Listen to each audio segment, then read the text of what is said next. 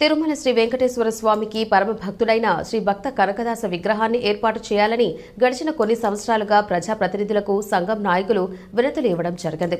రాష్ట్రంలో కూటమి ప్రభుత్వం అధికారంలోకి వచ్చాక తిరుపతి శాసనసభ్యునిగా ఎన్నికైన ఆరణి శ్రీనివాసులకు బీసీ సంక్షేమ శాఖ మంత్రి సబితకు కురబ సంఘం నాయకులు వినతులు ఇచ్చారు. ఈ కార్యక్రమంలో తిరుపతి నగర పరిధిలోని బస్టాండ్ కూడలి వద్ద శ్రీ భక్త కనకదాస విగ్రహ ఏర్పాటుకు శనివారం ఎమ్మెల్యే ఆరణి శ్రీనివాసులు చేతుల మీదుగా విగ్రహ స్థాపన కోసం భూమి పూజ కార్యక్రమాన్ని చేపట్టారు. ఈ సందర్భంగా ఎమ్మెల్యే మాట్లాడారు. ఓం నమో వెంకటేశాయ. జై కనకదాస. కనకదాస విగ్రహం తిరుపతి మహానగరంలో బస్టాండ్ కూడలిలో కనకదాస భక్తులు ఏర్పాటు చేయడం, కనకదాస విగ్రహానికి భూమి పూజ చేయడం చాలా సంతోషకరం.